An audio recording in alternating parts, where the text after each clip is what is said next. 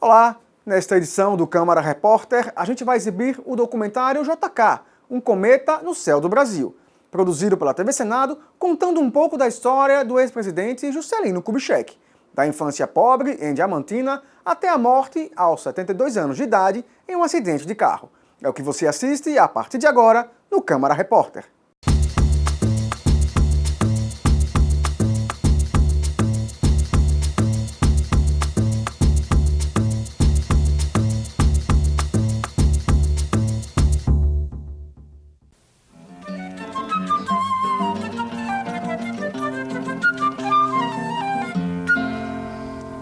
Juscelino era um ídolo popular. Onde ele ia no Brasil, inclusive caçado, ele era festejado. Era um homem amado pelo povo, porque foi um homem sem ódio. Era um homem que sabia perdoar, um homem que tinha grandeza, um homem simples. Era um brasileiro mesmo, brasileiro de Diamantina, de pés descalços, filho da dona Júlia, que fez e foi morar no Palácio da Alvorada, né? Então era uma figura muito amada. A morte dele e as circunstâncias em que ela ocorreu abalou o Brasil. Eu acho que pagaram finezas com ingratidão. Inveja, porque não existe nada igual a inveja, não. Inveja é um revólver armado pro lado da gente. A gente enxergava mesmo que aquilo foi uma morte sobrenatural. E foi mandado, né?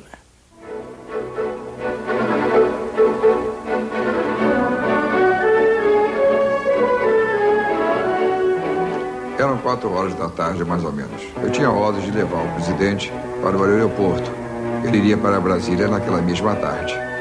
Mas JK, de repente, me pediu que eu levasse a outro lugar e me deu a nova direção. Eu teria, então, de levá-lo a um posto de gasolina no quilômetro 2 da Rio-São Paulo. Achei aquilo muito estranho, mas obedeci.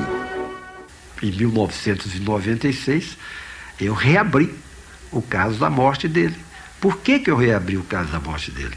Porque eu convivi 9 anos com ele e vi várias vezes ele dizer que eles estavam querendo matá-lo. No sábado à tarde, me ligou um jornalista dizendo: o Hélio Dólio, Vera está correndo boato da morte do Juscelino. Eu falei: como é o boato? Que ele morreu na estrada São Paulo-Rio.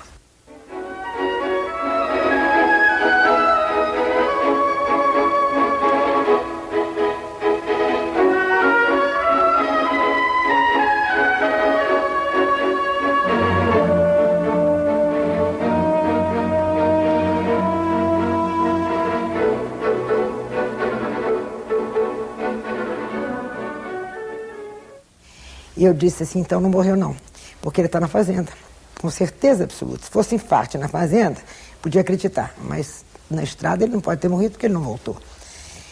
Você não dê a notícia, porque eu vou tirar isso a limpo. Fomos um grupo grande de jornalistas, saímos daqui de Brasília à noite para ver o que tinha acontecido.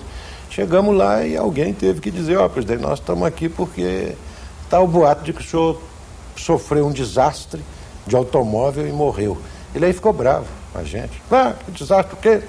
Quer entrar, senta, fica aí, tudo, mas não tem desastre nenhum, vocês veem que eu estou vivo. Porque ele gostava da vida, ele gostava de viver. 15 dias depois ele morreu.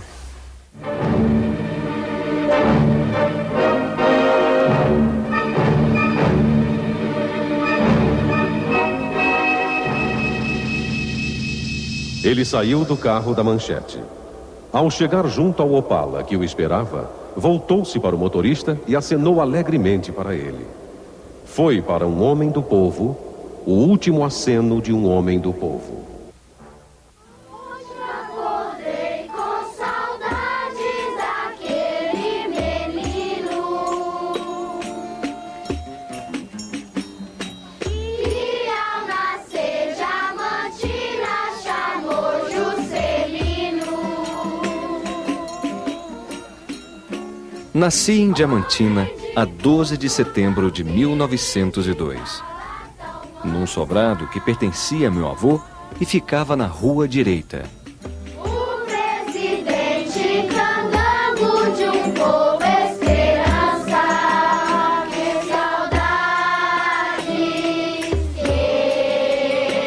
saudades deixou JK. O pai dele, o João César de Oliveira, tinha um encontro com um amigo. E não vai a esse encontro e manda para ele um bilhete dizendo que não ia ao encontro porque tinha nascido o futuro presidente da República. Filho bom quando deixa seu lar, faz a mãe para sempre chorar.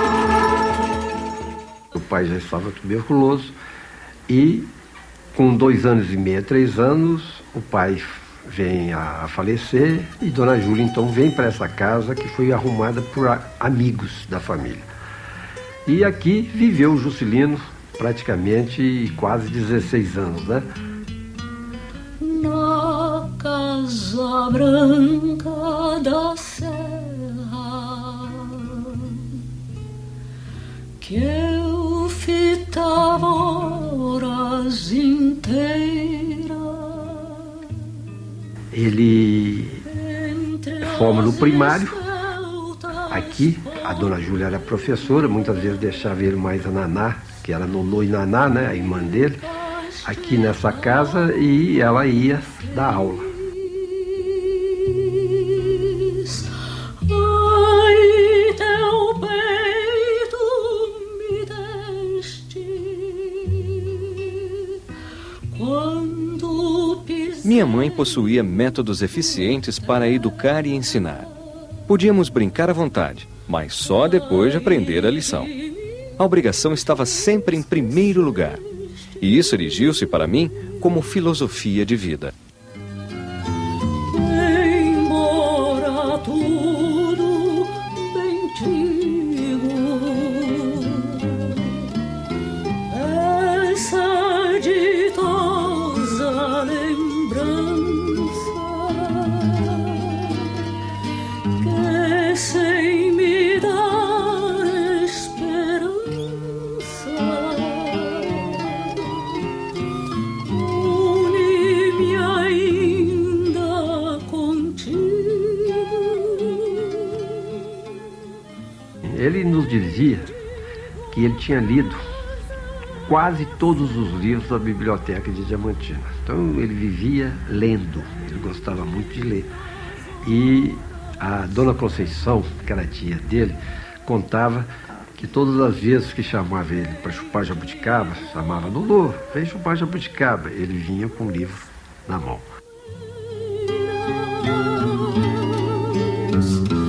Querida da tua terra,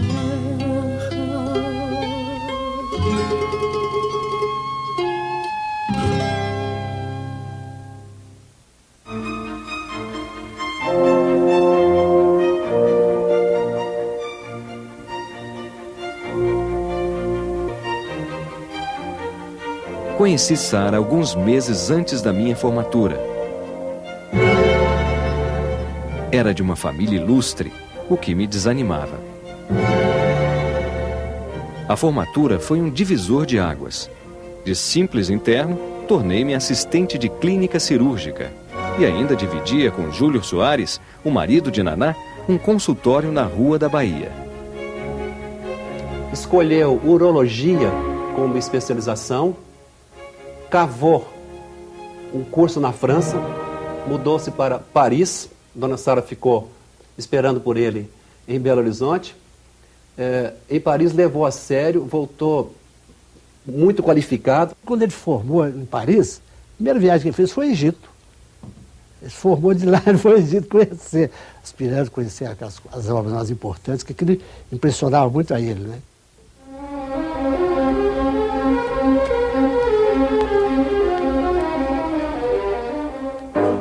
O jovem faraó entendeu que a sua revolução só faria sentido com a mudança da capital do Egito. A capital seria mudada de Tebas de 100 portas, tão vulnerável, para Akhenaton, a cidade dos horizontes de Atom.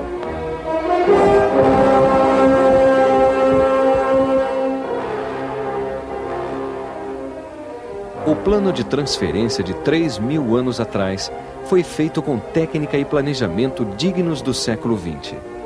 Arquitetos foram contratados, artífices vieram de todas as partes.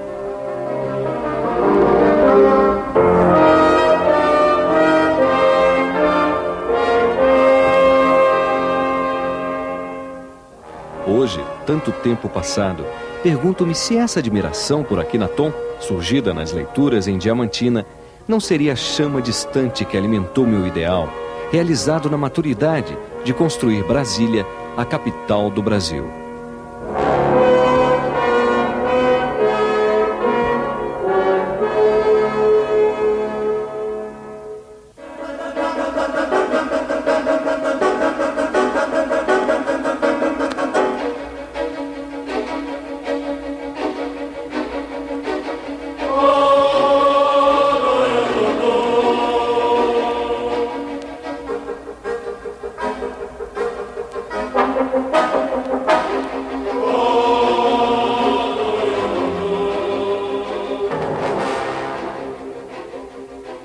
Brasília era um deserto. Eu me lembro que a primeira vez que eu fui lá, eu fiquei espantado.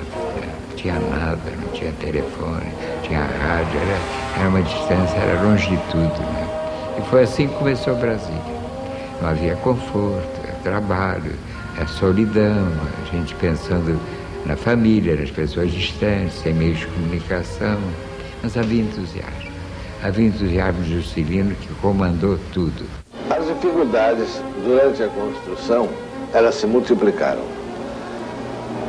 Logo que a notícia circulou pelo Brasil, começaram a afluir a Brasília milhares de pessoas. E eu me lembro que um dia chegaram 5.000 pessoas em Brasília, procurando serviço. Vinham do Nordeste.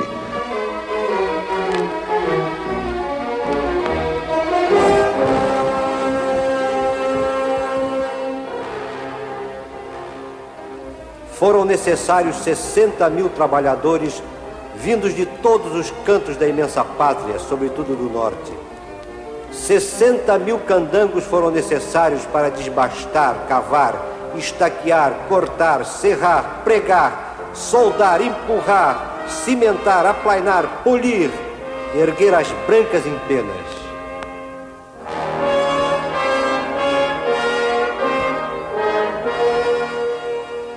Ele se dedicou de corpo e alma à construção de Brasília. E vinha aqui, vinha de madrugada, visitava as obras de madrugada para estimular as pessoas, os engenheiros, os operários, etc.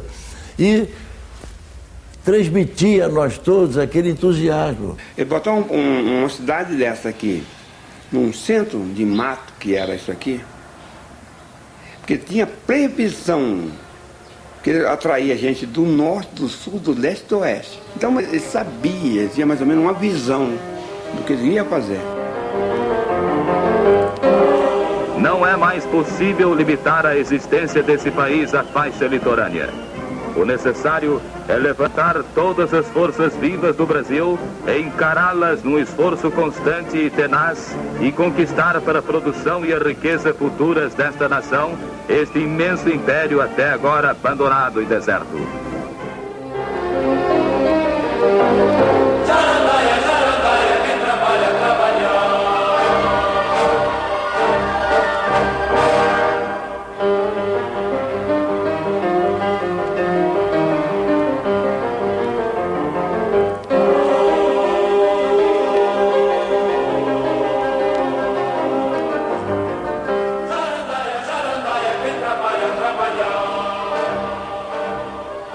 O Brasil, além da repercussão que ela teve, internacional, e que representou para o Brasil, foi também uma questão de afirmação do povo brasileiro, sabe?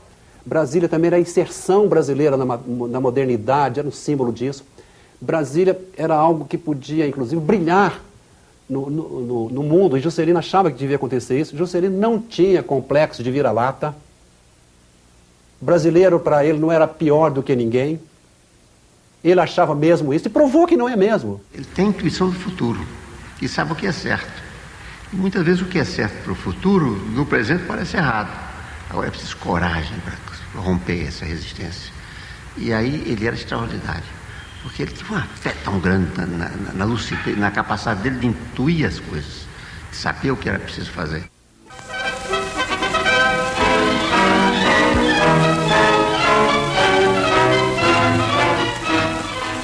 Grande multidão aglomera-se em frente ao Superior Tribunal Eleitoral a fim de assistir à cerimônia de diplomação dos novos presidente e vice-presidente da República, eleitos a 3 de outubro de 1955.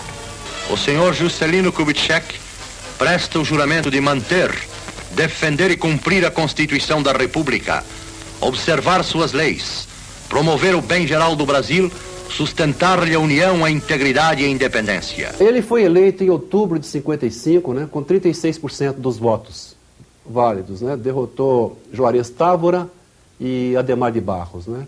Quando chegou novembro, o pessoal resolveu melar a vitória dele, alegando que ele não tinha obtido a maioria absoluta.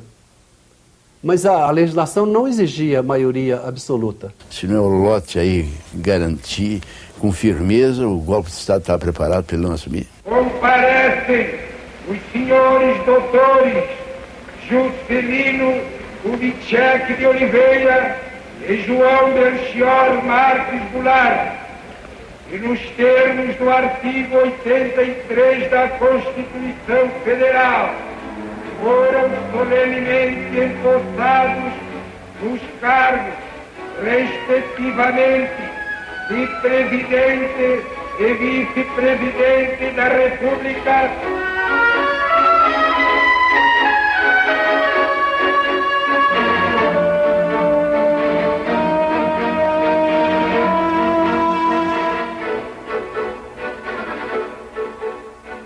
Ele assumiu o governo da República diante de uma crise institucional, uma crise econômica, uma crise política muito séria, com o suicídio do presidente Getúlio Vargas.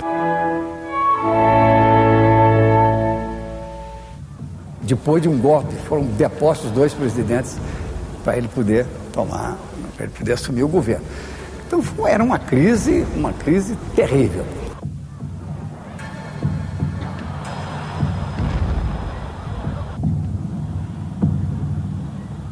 Ele tinha sido herdeiro da necessidade de uma revanche contra o 11 de novembro das forças militares. Por outro lado, as forças políticas vigorosas que o enfrentavam de uma maneira sem quartel, e ele teve a capacidade política de evitar que no seu período houvesse mais um truncamento no processo histórico brasileiro, na democracia brasileira. Sempre recebi as críticas com a maior tolerância. E sempre as desejei, porque o regime democrático, o regime de liberdade que eu fiz vigorar durante os meus 5 anos de governo, não permitindo nenhuma censura à imprensa, nenhuma limitação de liberdade, era exatamente para permitir que todos pudessem livremente atacar, aplaudir. E essa luta se refletiu dentro do Congresso, que havia a bancada que era contra e depois a que era a favor, que foi engrossando.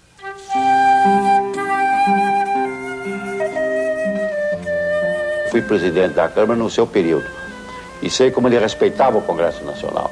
Ele me convocava várias vezes à Praça de Juscelino, bons tempos aqueles, quando havia um grave problema de Estado, ele convocava todo o Ministério, o presidente da Câmara, que era eu, e o Apurano Salles, que era o presidente do Senado. E nós opinávamos também a respeito da crise. A democracia foi mantida, mas foi mantida por vontade política. Houve obstáculos a ela. Então essa estabilidade política, essa democracia, não foi um presente. Ela foi uma conquista de vontade, inclusive política, daqueles que governaram. E isso se associou a um projeto que também passou a ser conhecido no Brasil como um projeto de desenvolvimentismo.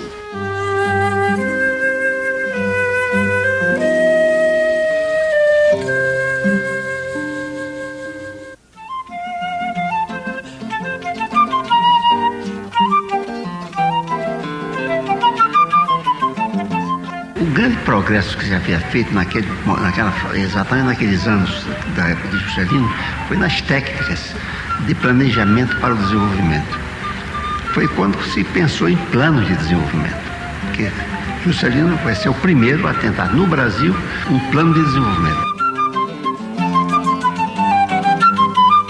Eu tinha 30 metas preparadas, estudadas, com os técnicos que eu havia convocado para este objetivo, e visavam todas elas o rompimento dos estrangulamentos econômicos que naquela ocasião faziam do Brasil uma nação das mais subdesenvolvidas do mundo.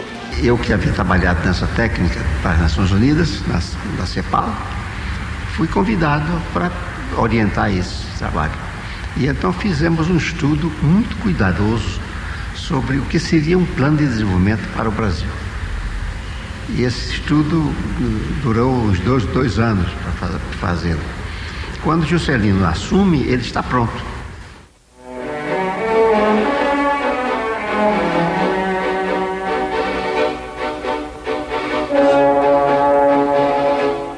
Sim, era o homem. Era finalmente e definitivamente o homem. Viera para ficar. Tinha nos olhos a força de um propósito. Permanecer. Vencer as solidões e os horizontes. Desbravar e criar. Fundar e erguer. Suas mãos já não traziam outras armas que as do trabalho em paz. Sim, era finalmente o homem, o fundador. O Toniquinho perguntou-me: Vossa Excelência acaba de afirmar que vai cumprir artigo por artigo da Constituição. Sendo assim, Vossa Excelência deve se lembrar que no artigo 4º das disposições transitórias da Constituição estabelece que a capital da República deve ser construída no Planalto Central. Vai Vossa Excelência construir a nova capital? Confesso que até aquela altura eu não havia pensado nesse assunto. Mas quando a Toniquinho me colocou o problema, eu pensei subitamente. Não dei senão 1 ou 2 segundos de espera e respondi prontamente: se a Constituição exige a construção da nova capital do Brasil, vou respeitá-la e construirei a nova capital do Brasil no Planalto Central. Seus pés plantaram-se na terra vermelha do altiplano. Seu olhar descortinou as grandes extensões sem mágoa no círculo infinito do horizonte. Seu peito encheu-se do ar puro do cerrado. Sim, ele plantaria no deserto uma cidade muito branca e muito pura.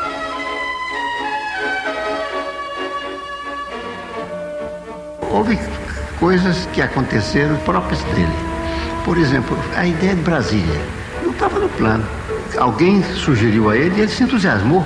E quando ele se entusiasmava, era impossível resistir e convencê-lo de outra coisa.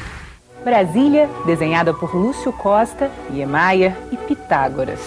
Lógica e lírica, grega e brasileira, ecumênica, propondo aos homens de todas as raças a essência universal das formas justas.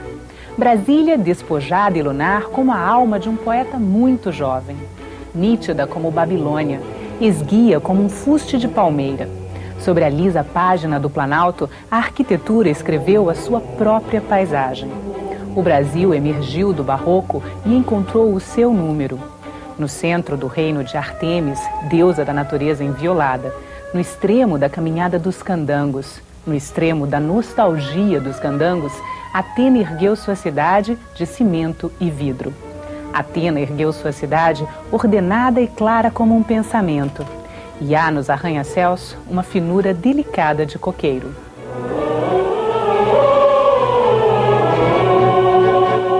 Ele buliu em todos os pontos da economia brasileira.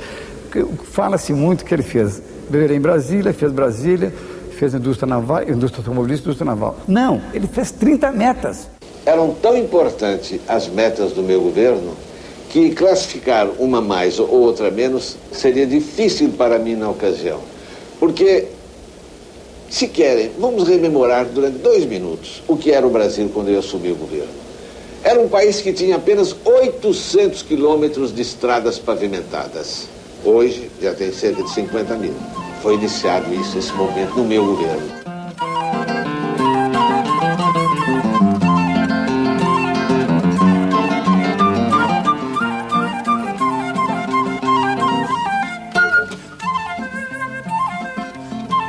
Automóvel, não se fabricava um automóvel. Importávamos cimento, importávamos aço.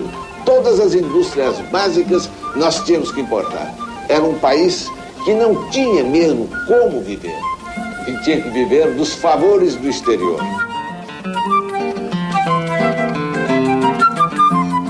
De modo que a minha luta, o que foi? Foi produzir dentro do país tudo que nós precisávamos para podermos hoje fazer o que estamos fazendo. Exportar largamente aquilo que produzimos, não só de matérias-primas, mas também objetos manufaturados, que levam, além da matéria-prima, o trabalho do homem brasileiro. Importava tudo, até linha de costurar, né? De uma hora para outra, o Brasil mudou. O Brasil era outro.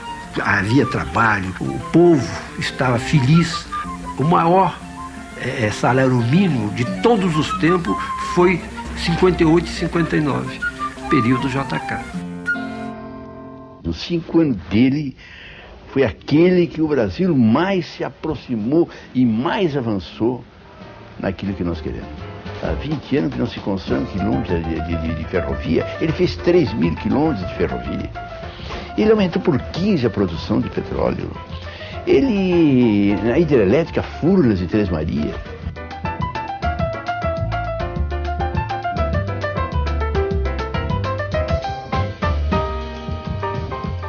Ele iniciou a indústria naval.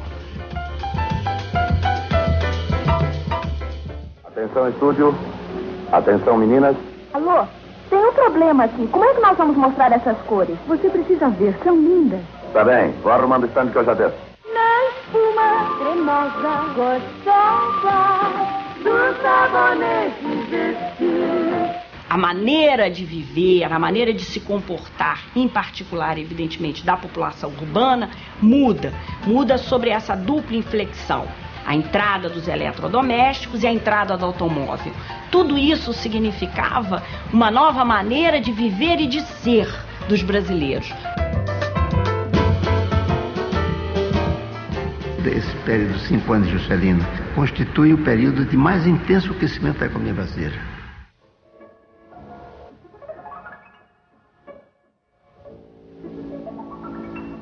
Em 1959, ele rompeu com o Fundo Monetário Internacional. Por que ele rompeu com o Fundo Monetário Internacional? Porque eles queriam impedir dele construir Brasília, dele trazer as indústrias automobilísticas, enfim, dele desenvolver o país. Disseram assim a ele: Brasília não pode ser adiada. Suspender os gastos de Brasília. Ele disse: esses aqueles. Querem que eu pare Brasília? Isso não é possível. Eu disse: presidente, nem é necessário. Para o que eles querem, o senhor pode fazer por outras formas. O Brasil pode modificar seus compromissos externos e pode resolver os seus problemas sem se dobrar o Fundo Monetário. O Fundo Monetário era contra as metas de desenvolvimento dele. E nos 5 anos do governo dele, o Brasil cresceu 7% ao ano. E quando o Fundo Monetário queria boicotar, impedir ele rompeu com o Fundo Monetário. Ele assim fez. E o Fundo Monetário depois aceitou a modificação de política do Brasil. Você veja que o ingrediente coragem como é importante em política. Eu nunca vi um político que tivesse tanta audácia. Está consolidada entre nós a democracia e estabelecida a paz que todos esperamos duradoura. Foi uma apoteose para o Juscelino, né, o Afonso Arinos, que tinha sido adversário do JK durante todo o governo, disse, né, o acaso dele parecia uma alvorada, porque o povo levou em festa, apesar de estar chovendo naquela tarde, levou até o Juscelino em triunfo até o aeroporto. Né, ele deixou o governo, embora não tivesse feito sucessor, ele deixou o governo em glória. Mas chegou no avião, indo para Paris, onde ele ia descansar uns dias, o piloto, né, o chamou a cabine dizendo: olha, o Jânio Quadros está fazendo um discurso na hora do Brasil e está fazendo acusações pesadas. Ele começou com os inquéritos, com aquela coisa terríveis, uma perseguição terrível, porque o Juscelino tinha 60% de intenção de voto, seria reeleito, ia fazer o maior programa que esse país já viu de agricultura.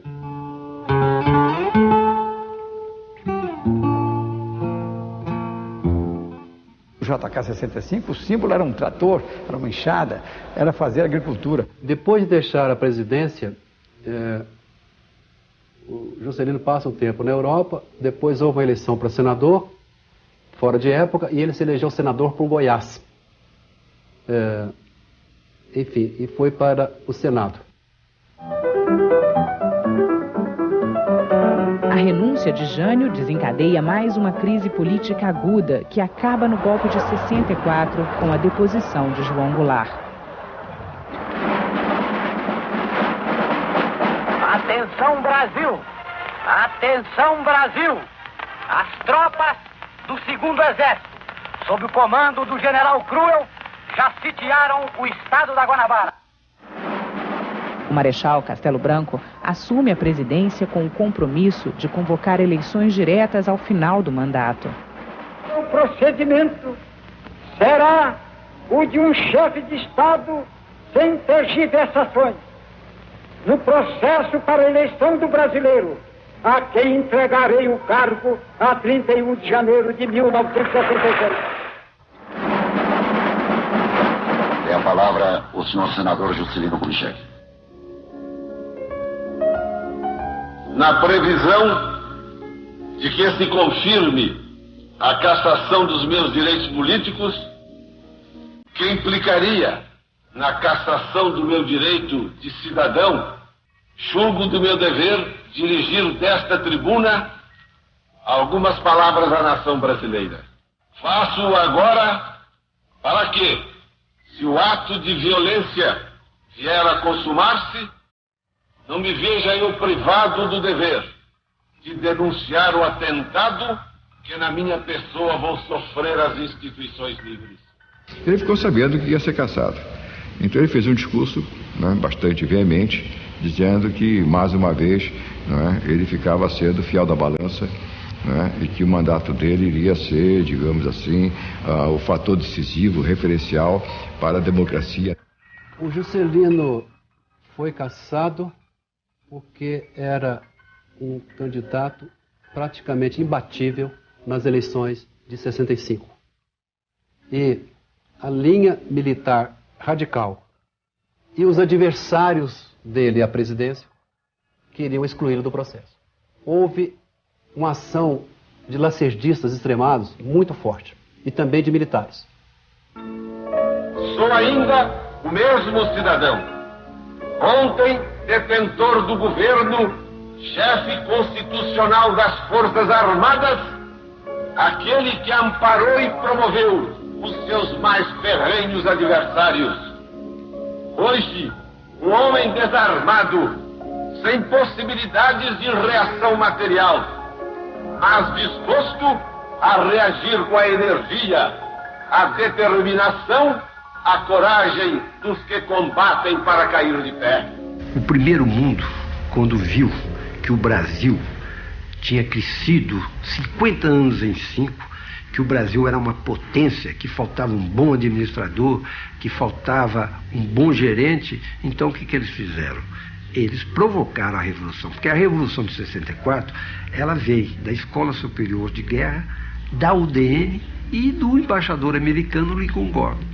No Palácio do Planalto, o presidente da República, Marechal Humberto de Alencar Castelo Branco, lê a justificativa do ato institucional número 2. Cassando o mandato dele e cassando os direitos políticos dele, ou seja, não podendo mais ser candidato por 10 anos, sendo privado dos direitos do direito cidadão, ele ficaria afastado. E o governo, até certo ponto, o governo achou que com isso estava resolvido o problema. Mas as cóleras continuavam muito desenfreadas, muito vorazes, e queriam humilhar o Juscelino.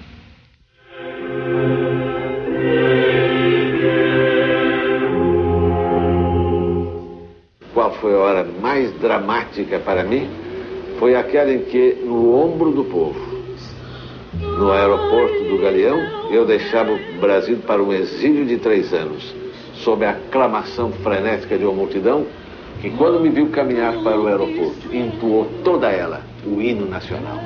Esse foi realmente um momento de terrível emoção para mim.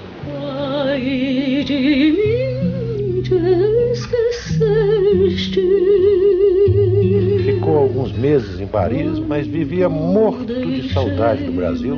Não tinha o que fazer lá, já começa a sofrer falta de dinheiro, aluga um pequeno apartamento em Paris, mas a dona Sara teve que voltar, as filhas estavam aqui, ou seja, foi um horror total esse período em que ele passou em Paris, inclusive no Natal. É uma coisa até emocionante.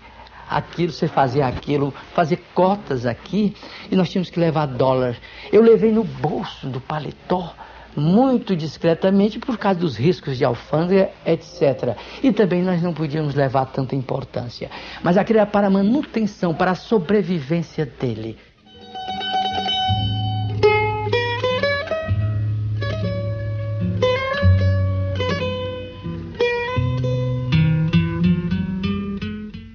Vieram as eleições de governador apenas em 65. E alguns amigos dizem, volte antes do resultado da eleição, porém depois da realização da eleição, para dizerem que você não influiu. Ele voltou e encontra na escadinha do avião, no Galeão, já um oficial do Exército dizendo, o senhor está intimado a depor hoje, às 4 horas da tarde, no IPM do Partido Comunista, uma coisa horrorosa também. Nas horas mais difíceis, eu acompanhei a prestar depoimento na delegacia. Numa hora em que ele era considerado assim uma espécie de ovelha negra do rebanho político brasileiro. Não me cabe a mim revelar esse depoimento, mas sei por aí que foi uma peça da maior dignidade pessoal, da maior bravura, e ele, com esse depoimento, se impôs ao respeito dos seus inquiridores que estavam armados em relação a ele, dos sentimentos menos maus. IPMs humilhantes, ele ficava horas e horas em pé respondendo a perguntas de sargentos, de coronéis, de majores, uma humilhação permanente. Aí houve uma época que ele não aguentou mais e voltou para o exílio. Por diversas vezes ele chegou até a pensar em suicídio. A nostalgia do Brasil, dos amigos, não é? Além da amargura de estar sendo acusado, acusações pesadas contra ele, ele sem poder se defender, foi um período muito difícil, né? Eu passo a conviver com o JK depois de 1967, quando ele volta definitivamente do exílio. Aí então eu não o largo mais e fiquei com ele durante 9 anos. Eu era mais do que um secretário particular, era um amigo que estava sempre ao seu lado, um grande admirador. Eu gostava demais do presidente, como ele também gostava demais de mim. Recebi do Maranhão, ofereci-lhe um banquete, o saudei como presidente e com todas as homenagens que podiam serem feitas a um homem como ele, reconhecendo o que ele representava para a história do Brasil. Ele sentia que as pessoas não se aproximavam dele, porque tinha um medo mesmo da ditadura, né, do governo militar. Ele gostava de dizer assim pra gente, eu acho que eu estou com doença contagiosa, e dava uma gostosa gargalhada. Ele foi preso no Teatro Municipal e estava numa festa de formatura de um parente dele. Ele foi preso, tiraram ele do Teatro Municipal, ele foi preso e levado para um quartel em São Gonçalo. Foi no dia do AI-5. Aí bate na costa dele e fala com ele assim, o senhor está detido. E ele pensou que fosse até uma brincadeira, mas quando o Prates que o acompanhava viu, saiu imediatamente e foi comunicar para a dona Sara. Ele sofreu muito. Dizer que ele não sofreu seria uma mentira da minha parte, mesmo porque nós como família vimos que ele sofreu. Sofreu pela ingratidão, sofreu pela angústia de não saber quanto tempo ia demorar. E ele sabia que não ia ser uma coisa curta, de um período pequeno. Mas ali ele mostrou o grande homem que ele era, porque em momento algum ele questionou nem o povo nem o Brasil.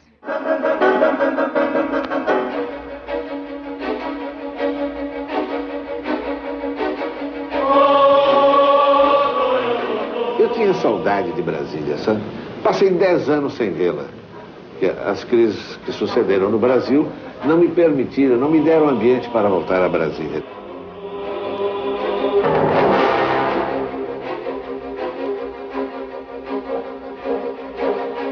não podia vir, sabia-se que ele não deveria vir a Brasília. E ele veio.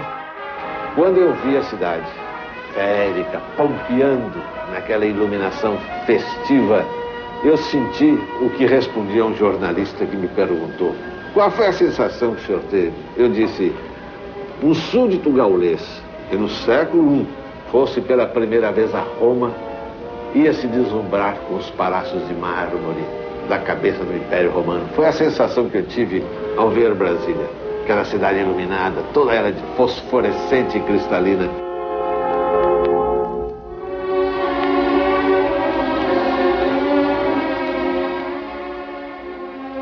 A chuva continuava forte. Como sempre, os pingos d'água pareciam laranjas, atingindo a gente sem dó, ele comentou. A primeira emoção foi vencida sem muito esforço. Saltando, JK andou em volta da primeira sede do governo federal no Planalto, a sua sede, o lugar de onde comandou a construção de todo o resto. Um jovem contínuo olhou de relance para sua figura ágil, estranhando apenas que alguém pudesse passear na chuva.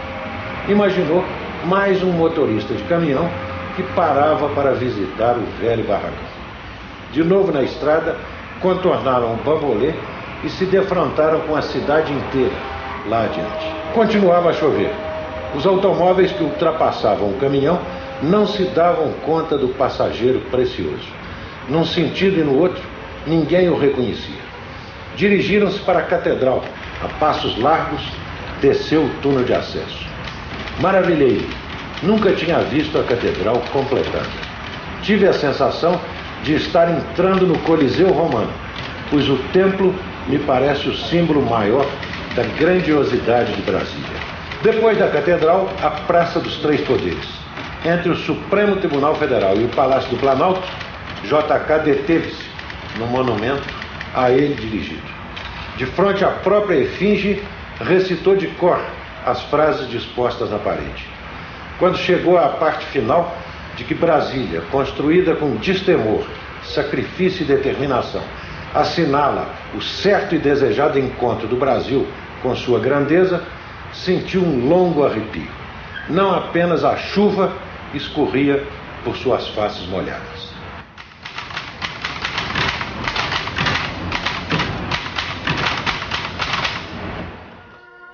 Aí nasceu a minha ideia de ter um pretexto que me permitisse de vez em quando ver a cidade. E comprei então esta fazendinha. E periodicamente vou lá, não vou à cidade, mas vejo a cidade do avião ou a vejo de longe. Uma vez ele veio para cá num avião pequeno com o João Milton Prats. O avião começou a soltar óleo, vazar óleo. Ele então falou com o aeroporto: eu estou aqui com o presidente Juscelino Kubitschek e gostaria de ter ordem para descer. Ele disse: o senhor Juscelino está aí? O senhor Juscelino não, o ex-presidente da República, doutor Juscelino Kubitschek. Aí ele disse: negativo. Controle Brasília de Papatango, Alfa Juliette Oscar. Papatango, Alfa Juliette Oscar, de Controle Brasília, prossiga. Alfa Juliette Oscar, procedente Fazenda Rio Paracatu, com destino a Anápolis. Informa 2 minutos de sua vertical. Solicita pouso de emergência em Brasília. Câmbio. Papatango, Alfa Juliette Oscar, Brasília ciente. Confirme, por gentileza, o tipo de aeronave, tipo de emergência e confirme se o ex-presidente Juscelino Kubitschek está a bordo. Confirmando, Alfa Juliette Oscar. Estamos com a pressão de óleo muito baixa, a temperatura do óleo muito alta. Ex-presidente da República, Dr. Juscelino Kubitschek de Oliveira, a bordo. Afirmativo. Negativo, pouso em Brasília, prossiga da presença, posição alternando Lusiânia. Confirme. Negativo, pouso em Brasília, prosseguir para Lusiânia. Informamos, estamos em emergência, senhor. Negativo, pouso em Brasília, prossiga da presença, posição alternando Lusiânia. Papatango, Alfa Juliette Oscar. Eu falei: não, isso é demais. Tudo tem um limite na vida. Imagina proibir o Juscelino de ver Brasília, aí já é demais. Eu disse: ele vai obedecer essa loucura? Ele disse: não, ele tem medo de constrangimento. Eu falei: então ele venha para minha casa, Aí eu quero ver constrangimento, quero ver quem é que vai desafiá-lo, quem vai fazer alguma grosseria com ele. E ele veio.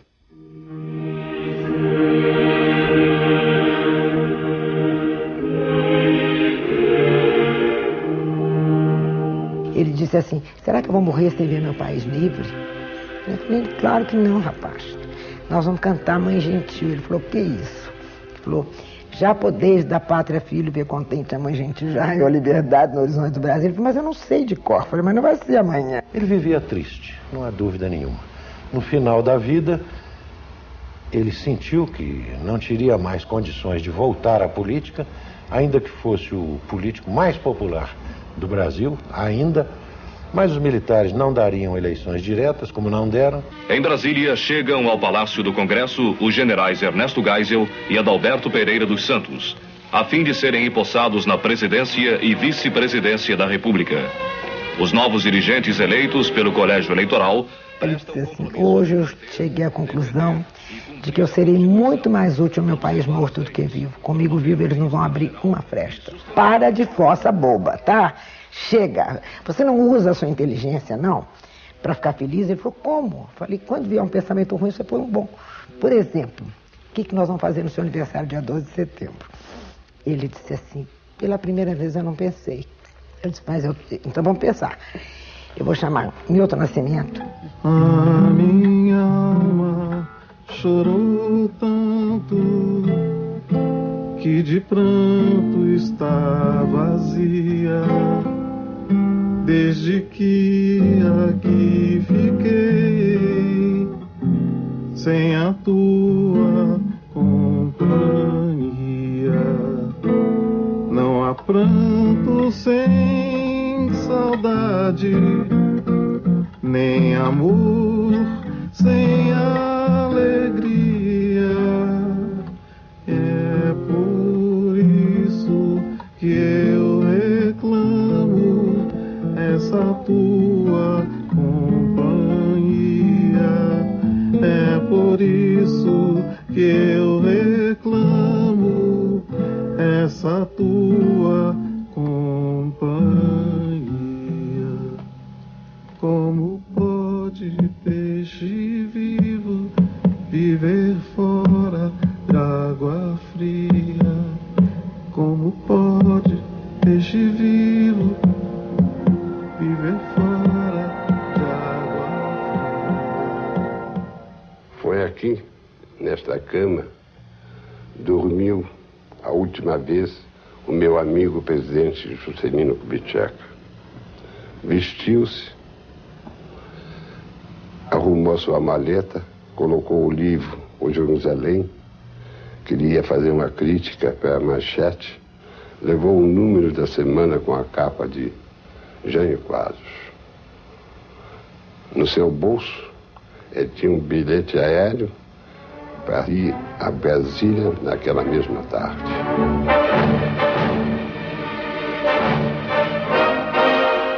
Não tínhamos combinado nada, mas quando eu entrei no avião, o Juscelino fez vários sinais, tinha reservado um lugar e eu me sentei ao seu lado. E viemos durante a viagem conversando aquilo que era a paixão do Juscelino, as soluções dos problemas brasileiros, a democracia no país, o receio que ele tinha de soluções sangrentas. Ele foi sempre o homem que desejava as soluções pelos caminhos da civilização, da democracia, da diversidade na unidade.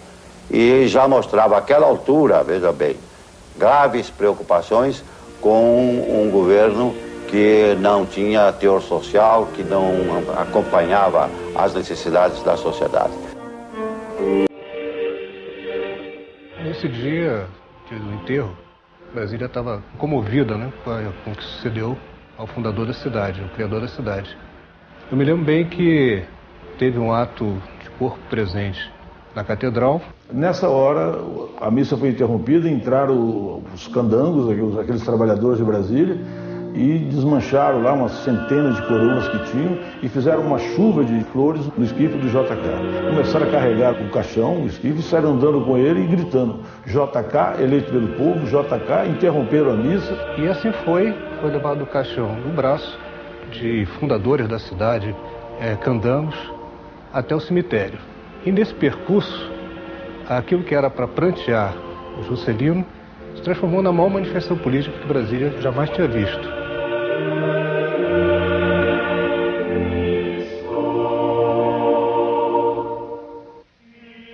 Aquela homenagem tão espontânea, tão singela, de um homem que estava tão deprimido, tão perseguido pelos políticos da época. E ele aflorou. Então aquilo dali foi uma ressurreição. Ele caiu, pôde, a partir daquele instante, não sendo mais vivo, sendo apenas uma figura, um exemplo de vida, ele passou a ser idolatrado pelo povo brasileiro. E é, sem dúvida, a grande figura brasileira do século XX.